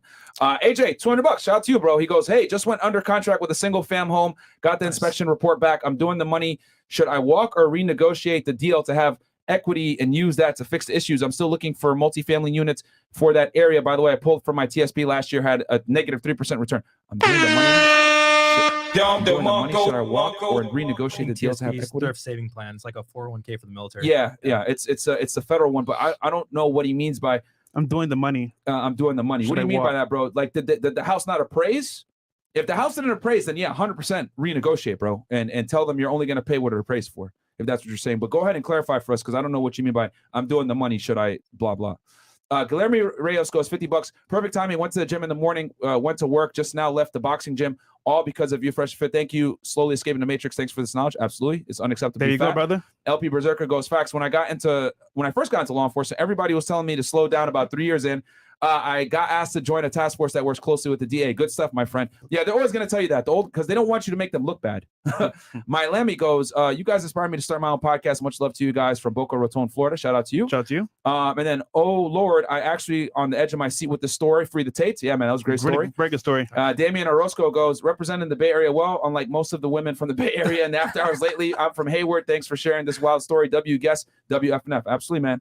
I currently live in California. Should I look into a different state for properties or duplexes, complexes in California, LA area? Yeah, get the fuck out of California, bro. I'll go to Nevada if I were you. No state income taxes. The properties are fairly cheap. Way better options. Yeah, as well. I mean, you can invest in California, but No, facts. Yeah, man, facts. but I would that's get why out. we're moving to Miami, man. Yeah, Yeah, that's it, bro. as a real estate investor, bro, you typically don't want to be in a blue state if you can help it. You know, are there situations where you can do it? Yeah, I got properties in Connecticut, but I have certain advantages there that help me out. But in And general, the taxes too. you want to stay out of blue Man. states when it comes to being a real estate investor. And you don't want to be in states where they favor the tenant over the landlord. That's another thing too. Like Michigan is notorious for this, where if you try to evict somebody, it's damn near impossible to get them out. Geminov goes, did the automation program with these guys 100% recommended? Yep, absolutely. We're going to talk about that in a Facts. second. And then the last 3 chats here. And then from this point forward, Chris, what, 20 and up? Yep. All right, I'm going to read the rest of these guys. And then everything else from here is 20 and up. So we want to give you guys the sauce on the ATM stuff. Azam Mogali goes, 30K in the bank right now, doing absolutely nothing for me, trying to start a business, but unsure what to do. Any suggestions? Stay tuned. You're going to hear right now. Yep. And then Sovereign Monarch Options. goes, W, law enforcement and vets, a GG, father, Marine, Boston PD, godfather was Navy, Boston PD, 20 years Army. I'm Army vet also. Success is a mindset and a dedication, strong foundations, build strong men. Absolutely, Well man. said. That's what we're talking about. And then Chris Vision goes, I've been saving money from my overtime. I've been working 60 to 70 hours a week and want to get into real estate. Is it not a good time to buy rentals? When do you know it's the best time to start? All right, listen, bro. Buy real estate now. People that are telling you, oh, don't buy real estate, it's not good. These big companies like Blackstone, etc., they're buying up, or BlackRock, whatever the fuck it's called. They're buying up all the single family homes right now. So they're telling you don't buy, but the reality is they're buying, guys. There's never a wrong time to get into real estate. Buy now while you can. If you have the capital, get in. And also, it depends on the numbers as well. Yeah. Like, it might be a bad time, but the numbers are right. Why even wait? Yeah, why wait? Whether it's a business or real estate, guys, it's never too late to start. Get in now. Don't be a procrastinator. All right. All right. So, and last one here. Doing the numbers for the house ran out of character for the chat. Bro, you should have underwritten the deal before you even made an offer. You always got to underwrite the deal with the worst numbers and see how it goes. But if the house didn't appraise at what it's supposed to, renegotiate at what it appraised at. All right. Or do some kind of deal where they cover closing costs or whatever. But you can, if the offer is good, they'll typically take it. And you got an advantage. It's moving towards a buyer's market slowly. Okay. So turn it to y'all with the AT. So let's say someone has money to invest, like a couple of guys that put in the chat here. They got 10K, 20K, even 5K maybe. Yeah. How'd they get involved with running an ATM business, and how does it work?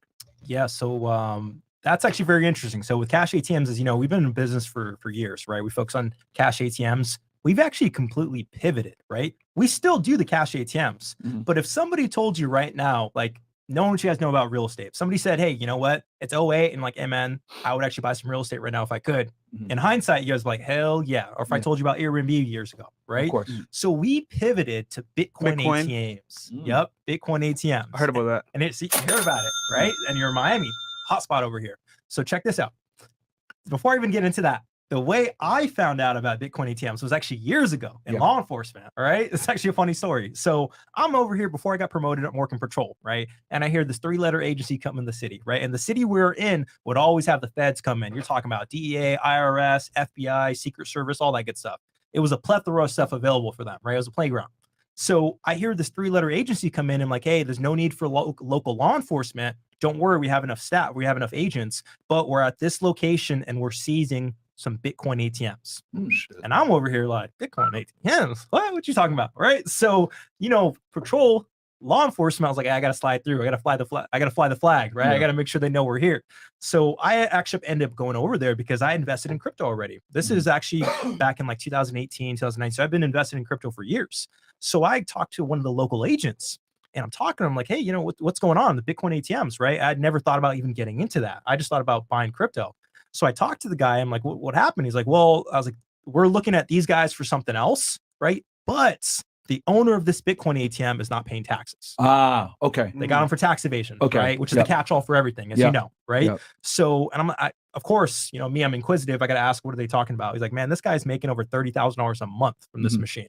And you're talking about, to make that 30,000, that means 150K, 200K goes into that machine. Yeah. Right. So it blows my mind, because I thought I was walking on the clouds making like $150,000 a year. I was like, man, I'm the top G. Yeah. And this guy's making $30,000 a month, like 1/5 of my salary in 1 month. And like Yeah. the guy owns multiple Bitcoin ATMs. Damn. Okay. So it blows my mind. So he was using the crypto to evade taxes. Exactly. Right. Okay. And then he had people come in, they put cash in, you know, all that good stuff. Right. Yeah. So I start looking into the Bitcoin ATM concept. Back then, it was almost impossible to get into, and it still is now. And the reason why is because you become what's called a money service business, right? So you're the equivalent of basically like being a check cashing place, being a bank, being a foreign currency exchange. Lots of regulations with MSBs. Exactly, as you know, right?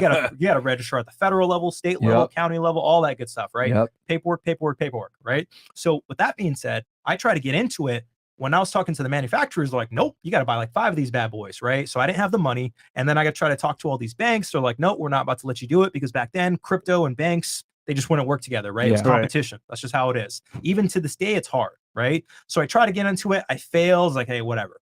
So a few months ago, right, we were actually trying to do it ourselves. It was just the capital. We were spending lots and lots of money for the research and all that good stuff. Wasn't working out. We got actually combined forces with a major Bitcoin ATM company nationwide, right? They actually invested along with us over $1 million in compliance and all that good stuff. We have our attorneys and all that good stuff. Gotcha. And so we've completely focused on this. And the reason why is because I know most people are thinking like, Bitcoin, man, that thing's down, like crypto's crashing and all that. But that's the best part about it. Yeah. Because when people are scared of using the exchanges like Coinbase, well, I mean, they're getting scared of using places like, you know, Celsius, for example, BlockFi, you have FTX of all places. Where do they go? The only other place to actually transfer cash for actual crypto is go to one of these machines. Yeah. It's the only place. So here's the reason why. When you try to get into the business yourself, it's impossible. It actually costs you a little over $100,000 at least, because you need to own the crypto. So you need to own at least 2 Bitcoins, which is, what is it, like 20 something thousand right now for a Bitcoin? So for two, one Bitcoin, it's like 2 of them would be like 40 to 50,000. Exactly. Yeah. And you need the cash management, you need all this good stuff. And then you have federal regulation, you got to deal with IRS audits, all that good stuff, right? So we completely pivoted because the way we do things is much different, right? And the reason why is because, first of all, there's a few different populations that use these machines, okay? So there's actually the Hispanic community. Heavy usage. A lot of our machines are actually at Hispanic markets. Okay. And the reason why is because how do people send money overseas? Used to be Western Union and you know, MoneyGram. I think, and I'm from Eastern Europe. It still man. is. And it still I is know Western how it is, Union. man. It still is Western Union, right? So I'm outdating myself, I think, at this point, right? So a lot of these people are probably, what the hell's Western Union, right? So when you try to do that, you got to transfer it to the local economy, right? So you got to get it in pesos. If you're in Venezuela, or if you're in one of these countries that have hyperinflation, you have to go local currency, right? And then the government sometimes didn't let you pull out all your money. So and what are they'll they tax, doing? and they'll tax. It doesn't matter if it's family to family, they'll still tax on top of the currency exchange loss. So you're gonna lose like 20-30%. Like, exactly, bro, right? come on. And you have limits of what you can send. And you're trying to help your family, like, come on, you know. So with crypto, as you guys know, if you want to send a Bitcoin across a nation or across the world, it takes like 10 minutes. Right. So we see a lot of actually people, especially minorities and a lot of like communities of that like origin. The reason why is because, first of all, with Hispanics, they actually send it overseas, right? So they're sending it to family overseas, and they literally just got to put cash inside the machine. They get charged a convenience fee, which is our profit, whoever invests in a Bitcoin ATM. And then it gets sent over to whoever they want, whoever has that Bitcoin wallet, wherever they are, whether they're in Nigeria, whether they're in Venezuela or in Argentina, it doesn't matter, right? So with that being said, there's other populations. So there's the underbanked community, the people that don't trust banking, the people that just don't want to use banking, right? They use these machines. And then there's an elderly population, because right now there's a mass adoption of crypto happening. It's going to happen behind the scenes in banking and all that good stuff, right? Hey, Gedam, I looked at the comments there, and people saying, hey, my state, I've seen Bitcoin ATM. Hey, guys, if you've seen Bitcoin ATM, shoot in the comment what state and where have you seen it. Let's see in comments how many Bitcoin ATMs out there. Yeah, no, there's actually not that many. You bring up a good point. So there's not that many, because you're going to see cash ATMs a lot of the places, right? There's still places to put them, but you're going to see them more than likely. You're not going to really run into Bitcoin ATMs. Connecticut, especially, also. We actually there's a machine over there making $100,000 a month, right? Damn. Ridiculous, because there's not that many machines. So you see the elderly population using these also. And the reason why is because they're not going to sign up. Is grandma going to sign up for Coinbase? Probably She ain't gonna Grandma's do like, it. What? Come on, let's keep it real, Yeah, right? She ain't gonna sign up for that. We need them coins for them boys. Yeah. So what are they gonna do? They're still using checks, Yeah, right? yeah. So what's she gonna do? She's hearing about this Bitcoin thing on Thanksgiving dinner. The nephews are coming in, the nieces are coming in, but say I bought this Dogecoin or whatever, but they're hearing about like I don't want to get left behind. So what do? They go to a familiar institution. What are they familiar with? A cash ATM. So now they know that if I put this cash in here, it's actually going to translate into this thing called Bitcoin on this piece of paper because it prints out a wallet. Guess what happens? They use that machine, and we're charging 15 to 20% on these machines. That's a lot. Think about that for a second. So somebody puts in $1,000, which this happens. It's always higher amounts. Yeah. And you made $150. I pipped the chat, and a lot of people, Bitcoin Trust, Bitcoin Crash. We're working currently on, it's going to be, Paul, right? Yeah. Different type of currencies coming in the future. It's Yeah. not just going to be all stuck to the Bitcoin. I mean, everything's evolving. Mhm. Version 2.0, 2.3. Hey, we ain't stopping. Yeah. So it's future. Yeah. Is Ethereum next? I'm assuming. So it comes down to market demand, right? Yeah. The machines themselves, it's basically a mobile crypto exchange, right? Yeah. So the reason why it's only Bitcoin right now in most machines is because it's stability, first of all. Of course. And second of all, it's a household name. It's like when you ask for a sanitizer wipe, what do you ask for? A Clorox wipe, Clorox. right? So there's no point of selling something no one's going to buy. Yeah. But it all comes down to market demand. It could be freaking Panda Coin or whatever it is. And we would think it'd be Ethereum next, but we're focused on what the market wants. Yeah. Because the market dictates what you do. Yes. So the next coins, plural, is just going to be whatever the market wants, right? Okay. Right now we focus on Bitcoin because the majority of people want to buy Bitcoin. It's a store of value. There's only going to be so many. Whether you believe in it or not, it don't matter because you're the broker, Yeah. right? The Yeah. people that really make the money are the ones on the middleman or the middle woman, as you call it, right? The real estate agents, the mortgage brokers, all that. They're making money off, they're taking a cut off the piece. And the reason I bring this up, right, is because when it comes down to it, you don't have to believe in something to make money off of it. One of the things I learned, especially working law enforcement, was I would have to go to the McDonald's. I got to go to the Taco Bell because there'd be fights, right? It'd be the homeless guy throwing a chalupa at somebody, right? Yeah. And so the actual franchise owner would show up, right? And a lot of the time they actually happen to be Indian, right? And Korean for some reason, I don't know what. And I would always talk to them. And I'd always bring it up. I'm like, hey, man, like, do you eat Taco Bell? They're like, hell no, I don't eat Taco Bell. Nope. Yeah. Because at the end of the day, they're like, no, we just make money off the business. Yep. So that's why I bring that up, because you don't need to actually believe in something. You don't have to believe in crypto. It don't matter if crypto's at $50,000. It don't matter if Bitcoin's at $1. As long as someone buys some from the machine or they sell, you make money. You literally are doing arbitrage at the end of the day. That's why we've completely focused on this, because we're seeing mass adoption. One of the biggest Bitcoin ATM companies that doesn't allow anybody to invest, Bitcoin Depot, look it up. They're going public with a SPAC, or special purpose acquisition company. Yep. They're going public while crypto was crashing, while FTX went down, while Celsius went down, while 3AC, all these big companies were taking everybody down, cascading effects. They actually saw record revenue. Yeah. Because what were people doing? FOMO, fear of missing out. Of course. So they're going to these machines. What do the people do? All of a sudden, inside in the hood, inside the actual grocery store, you walk by, you're like, man, I keep seeing this Bitcoin ATM. Let me throw $100 at it because I don't know. It's like a lotto ticket. Yeah. So we're seeing phenomenal results. I mean, we have machines making us $6,000 a month, $1,000, $15,000 a month. It's ridiculous. Passive. Literally You don't have passive. to. You don't need to do anything. And again, with ATM Together, you buy the business. That's it. Yeah, so it's wildness, and it's one of those things where it's mass adoption coming, because if you guys didn't know, behind the scenes, banking right now is transitioning to a crypto-based settlement system. So the system we use worldwide is changing. Yeah. Behind the scenes, look it up. It's on the World Economic Forum. It's public. It's not Googled. Yeah. They're changing to a crypto-based settlement system for the banking, right? And here's why this is important. We're adopting it. We don't even realize it.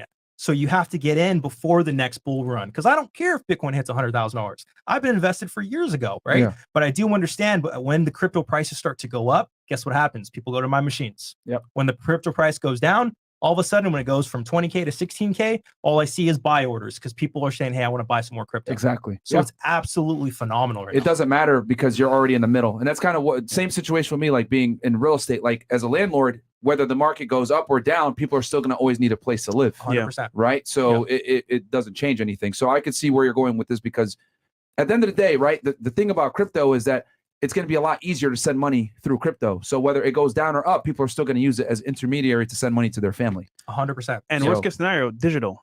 Who wants to use cash That too. anymore? That too. At the same time, I've seen one Bitcoin ATM here in Miami, but let's say I want to get involved. How do I start?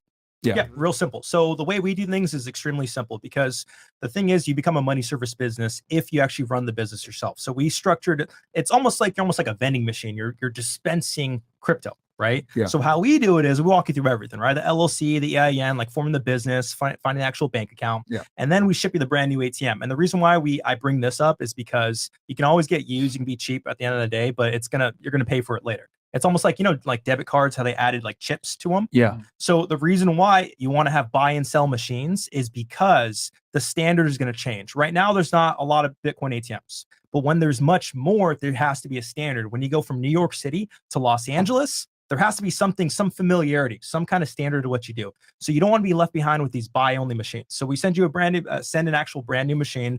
It's two-way. It has an advertising screen on top of it. It's kind of like, gas stations when you get that annoying ad when you actually pull your pump out. Yeah. It's the same. The reason why they do that is because they're making money off the advertising. Of course. It's advertising. It's the most actual valuable commodity right now is attention. Yeah. In 2023 and on, attention is the most valuable commodity. It's not oil and anything else. It's who can capture attention. So with that being said, you have two sources of income with that. So we said we actually get the machine for them. And then what we actually do is we actually handle the fulfillment, right? So we'll find you a location. We have a call center based out of Europe. Man, I was like flying past Ukraine to talk to the call center. It was wildness, right? Yeah. So we pivoted, focused on Bitcoin ATMs. They find a premium location, right? And the reason why is because we found over 2,000 nationwide and in Canada. So we know what we're doing, right? So with that being said, they find your location, we secure it for you. We actually ship the machine there. It gets installed for you and it's completely passive. We actually own the crypto. So our actual hot wallet is connected. So we have to own a lot of crypto to sustain all these machines. And then we connect with an actual freaking armored vehicle service like Brinks or Loomis, like one of these large companies. They handle the cash and literally we manage everything. Right. So we manage the actual cash management. When it gets to a certain point, we get the armored vehicle to actually come pick up the cash. Oh, wow. And then we charge a percentage. Okay. Right. So you charge a percentage to make the money. So it's typically between 15 to 20%. Okay. And I know a lot of people are like, man, who the fuck would pay 15 to 20%? But there's no other way to literally have cash in your hands and turn that into crypto right now. It's impossible. Right. There's no other method. Right.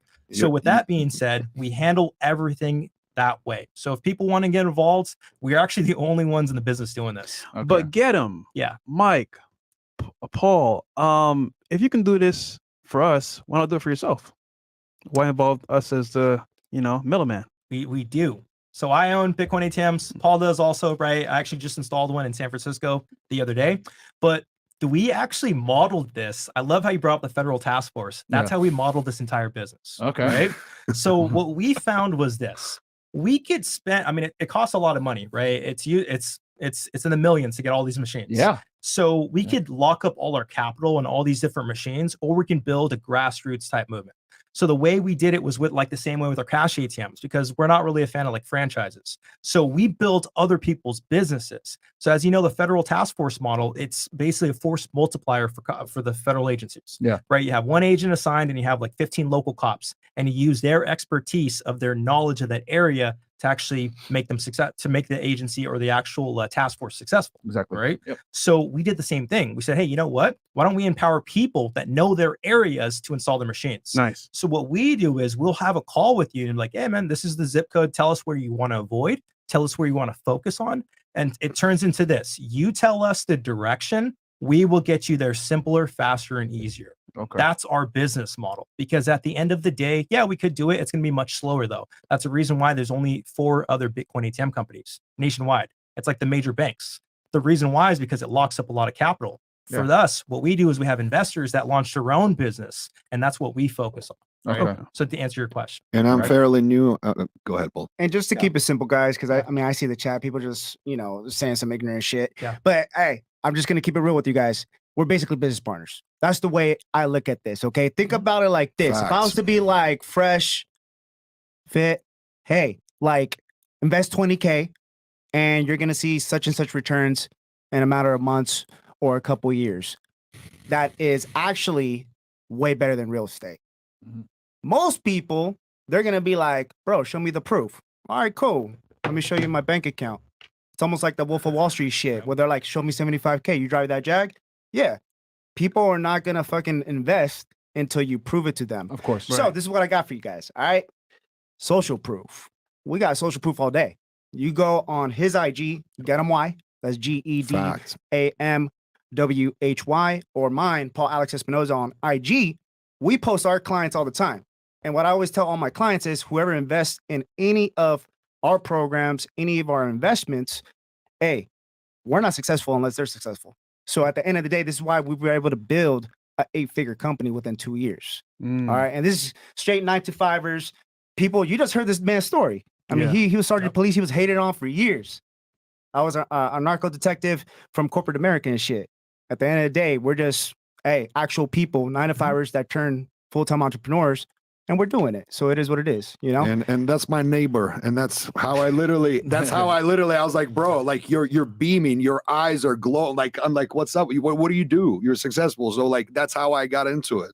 Yeah. Because, you know, I was just, and I see like The results. The results. I see the car. I see everything. I see people. I was one of the first ones to install BTM in San Diego. Actually learning a new skill. So that was kind of cool. I'm more of a hands-on guy. I will say this though. I've had people ask me like in the chat or Instagram, yo, bro, try to the ATM business with Paul and get him. I'm like, bro, go for it. Give it a shot. And they'd be like, yo, bro, I got major results. So it does work 100%. I know that. So question then. So how much would someone need to invest? And then what kind of returns would they expect? So you're looking at 5 figures, right? Okay. And it depends, right? To invest. Yeah, to invest. So you would need at least, like what, 10K? Yeah, Something you're like at that? least like 10, 15K, right? Okay. To start an actual Bitcoin ATM business. And you can look up the prices. You can always look up the prices online. Like there's all these different manufacturers. We focus on the best. And then return, we're looking at about 1,000 to 6,000 a month. And it depends because it's the business, right? Okay. And I look at it like this. If anyone ever promises you a return on investment, they're fucking lying to you, Yeah, of right? course. Because it's a vary. business, right? Yeah. So what we did is we controlled the factors that will lead to your success, including the location, the marketing, the promotions. And then we actually paid for a consulting agency. We said, hey, let's try to copy Bitcoin Depot's data, right? Let's target all these other companies. Let's mimic what they've done for success also. And then we compare it to market data, crime data, actual demographics of the area to find the best locations, right? So you're looking at about 1,000 to 6,000 a month, depending because it fluctuates. Some months are going to be high. With Some a 10 to 15K investment. Yeah, You're looking at for the machine. machine. You're looking at somewhere between 1 to 6,000. Exactly. In that range. Yeah. Okay. And at the end of the day, that's what we keep it transparent. It's like, hey, this is how we do things. We've proven our success. We have our social proof. You can see it on our website. Links are below, guys. You go to ATMtogether.com and it literally shows right there screenshots from March, right? It tells you net revenue, gross revenue, all that good stuff, right? Just get on Facebook group. Like that's where you can talk to real people like myself and whoever's invests. And you just click on a person, shoot them a message, and they'll tell you the truth. Well, I'm all about simple businesses at the end of the day, right? I like businesses that make sense. It's like laundromats. It's like real estate, right? That's one of the biggest things that actually changes people's zip codes. Cash ATMs, right? Shit, I've been to some strip clubs, right? I'm like, you know what? I see how this business makes sense. There's a need for actual quick cash. And then I understand the demographics of this business. Fun fact, my favorite spot club to go to for chill, cool vibes has a Bitcoin ATM in it. That's how I know it's actually like legit. And they make hella money.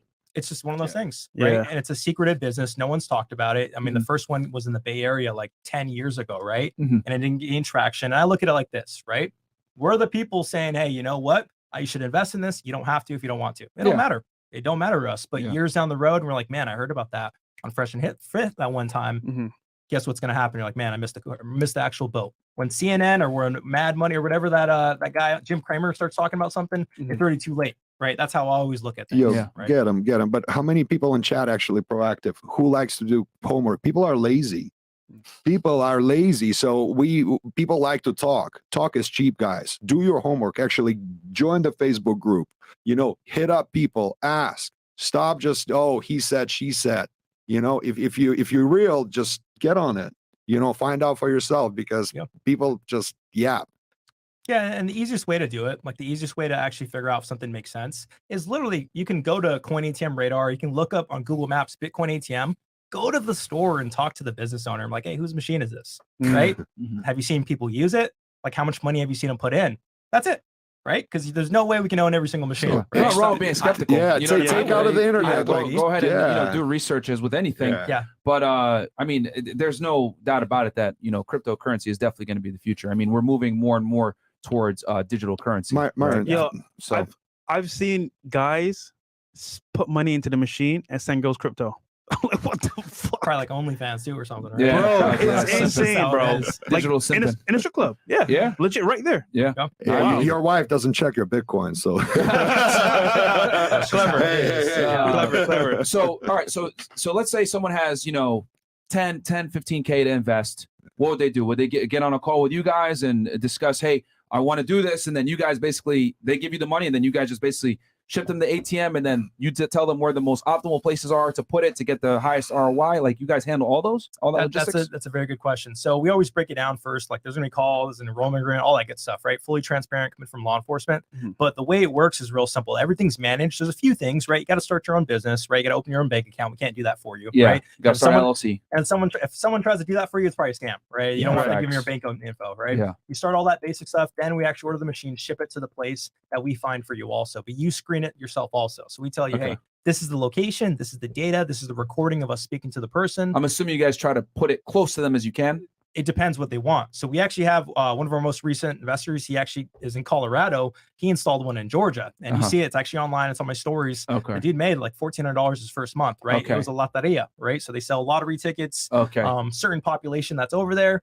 benefiting the first day, right? And you can Okay. always reach out to people. So too. y'all That's the thing. prioritize them making money versus it being close to them. Exactly, Okay, right? So, alright. and the places that actually do the best, right? Especially if you want to do this on your own, the places that do the best have longer hours, right? Think about it like this. 24/7 type spots. 24/7 spots, right? They have to have about 5 to 10 minutes of time to actually use that machine. And they have a lot of foot traffic, right? So you're looking at gas stations, airports, restaurants, liquor stores. What else? Not like barbershops or smaller spots like that, but longer hours and grocery stores too. And you Okay. can find your own spot, invest on your own, do it on your own, right? Yeah. Because at the end of the day, that leads to more adoption for us. Yeah. Right. Yeah. But those are the best type of locations we found. And then based on our data and paying for consulting agencies. So you give a suggestion and then it's up to them if they want to take it. Exactly. So we'll give the Okay. location. If you don't like it, cool, we find you another one. You don't like that one, we find you another one. But Okay. we've never had anyone not like a location because we tell them, hey, check this out. This is the data. This is how many people go here. This is what the business owner said. We spoke to them directly, and these are the reasons why you should have your machine there. Cool. You ready to Okay. roll? We give you a contract. You sign it between you and them. It's your business. And then you're up and running, and fulfillment's handled on the back end. Nice. Okay. Mhm. So y'all coordinate the money pickups with the armored truck company, Everything. etc. And then they get a dividend. They get that 15 to 20% from people using it. Yeah, and there's a dashboard. It tells you just Okay. like stocks or anything, right? And it It'll just tell gets you deposited into their bank account. once a month. Yeah, Once a month. advertising revenue, which is one thing, and then you get to revenue from the actual machine too. So Okay. it's real simple. That's how it actually works. And then we handle the fulfillment on the back end. There's actually a 1-800 number on the machine.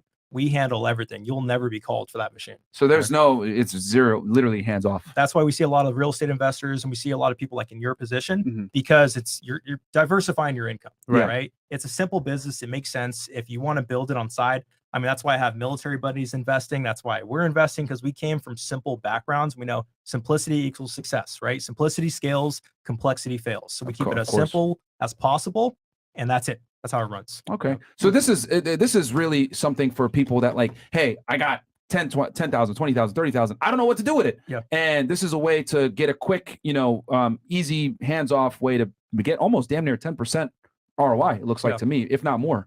Dude, what I like to say, Monthly. it's a business in a box. Yeah. That's what it is. Yeah. Like if you guys checked out the first episode I was on, right? Yeah. And I talked about our cash traditional ATMs, how semi-passive to passive that business is, right?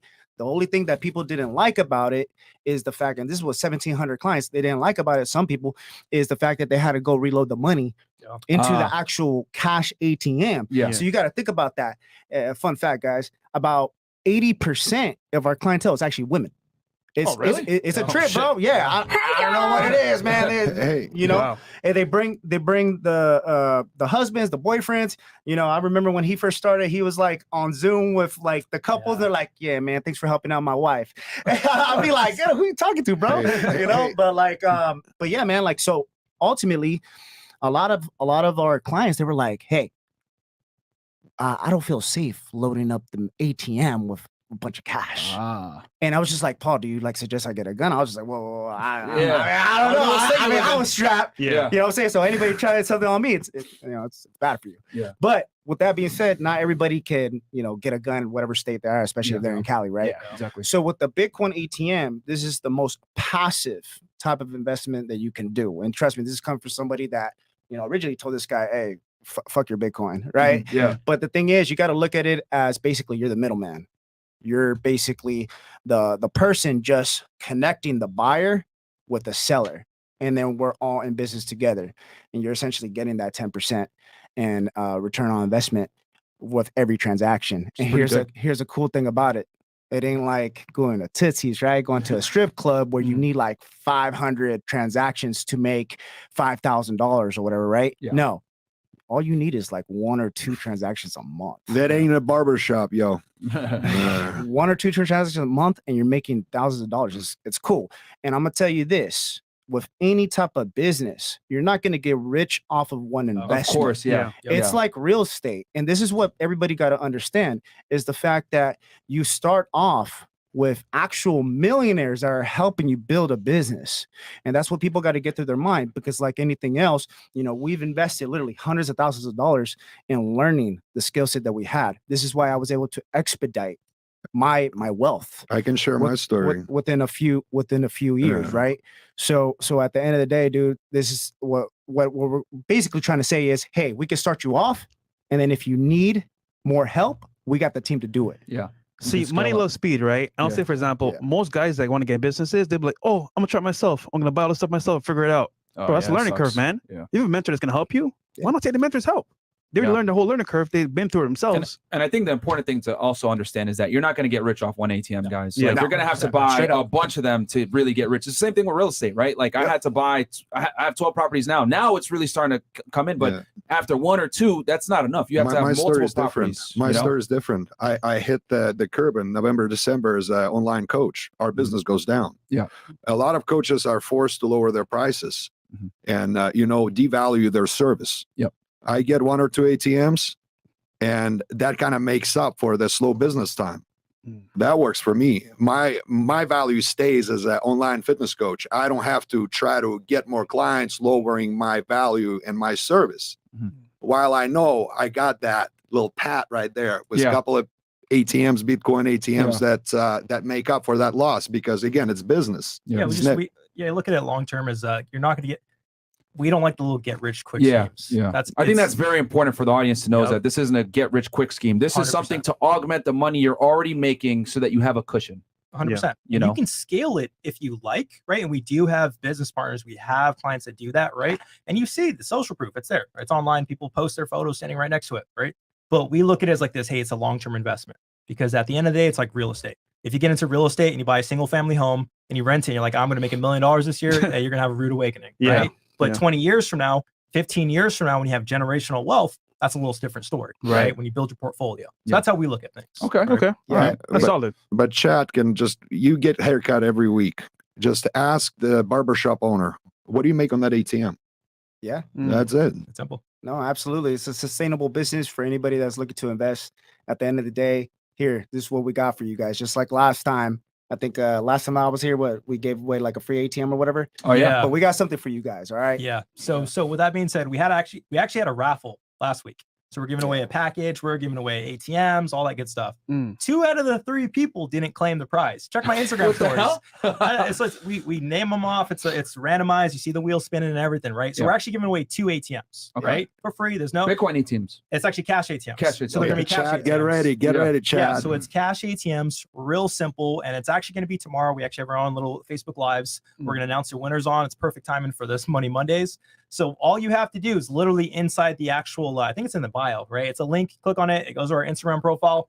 The results, the actual requirements are super. That's actually at the top of the description, right? Super simple. Click that link. It's going to go to our Instagram profile. Take a photo of that actual reel, post it on your story, enter in, and we're going to announce the winners tomorrow. 2 free ATMs. Nice. That's it. Shit. No, there's no enrollment or anything like that. It's going to be tomorrow. You're going to see the Nothing names. to lose, guys. Might as well try. Bro. It's a win, and you might start your business for free. Whatever. At the end of the day, right? And a couple guys here I saw in the chat were saying, hey, we got our cash ATMs, we're making money, etc. So it definitely works, man. And it's a unique business situation that I had never thought about until we brought you on the first time. So, bro, it's a boring business, man. It's not sexy, man. Yeah. At the end of the day, it's just like it's like the plumber of freaking like just residual. It's a needed passive income. service. You know what I mean? It's a needed service that people look over. It's not sexy like real estate. You can be like, oh, I'm a real estate investor, bro. All right, bro, how many units you own? They're like, you Yeah. know, like I got one, Yeah. you know, so it is what it is, man. For the equivalent of what you can invest in real estate, right? You can invest that into ATMs and make tenfolds straight up, just based on my experience. Well, Based you on can get in with a experience. lot less capital, which is great. A lot less capital. You get, 10, 15K to get in with 10% And returns is really good. You don't need a good credit score. Just put the money into it. Pretty much like learn the don't whole gotta deal with a process bank? with these guys, and then you're good to go. Yeah. It's complementary too, right? It's not Yeah. competition. That's what people think, that they're like, oh, we got to stay on this side, we got to stay on this side. No, you can invest that cash you have right now, even in cash ATMs. You get some extra cash flow that leads you to a higher loan approval to get a different property, like a duplex or a triplex now, Yeah. right? And then you might reinvest that in something else, Yeah. right? It's infinity banking at the end of the day. Yeah, That's what we being look at. diversified is very important, man. Mhm. It Very. really is. So, oh man, that's interesting stuff. I had some chats here, Chris. Yep. All right, I'll read these and then we'll close out. Chris Vision goes $20. I've been saving money from my overtime. I've been working 60 to 70-hour weeks and want to get into real estate. Is it not a good time to buy rentals? When do you know it's the best time to start? Start now, guys. I'm telling you, all these big companies are buying up single family homes like crazy. And if they're doing that, that tells you something. Yep. Toxically Masculine goes, if you guys have a new startup coming, can I get in? Currently military, USMC, H1 mechanic, and every fiber of my being understands the matrix will bleed me. I want out. Show me the way. There you We go. just talked about it. These chats came in from before. Jason Cologne, $50. Set up my first ATM a couple months ago. Buying my second this week. Thanks to FNF and There you ATMs Together. go. Shout out to you, Jason Talking Cologne. about. So before you call it a scam, ask questions first, guys. Yeah, listen, guys, there's nothing wrong with some healthy skepticism. You know, do your Yeah. research, check out the Instagrams, look at the testimonials, etc. But to me, right, it's very important to be diversified. You know, I'm not telling you guys, oh yeah, like just run to ATMs and not be in real estate. Yo, be in everything.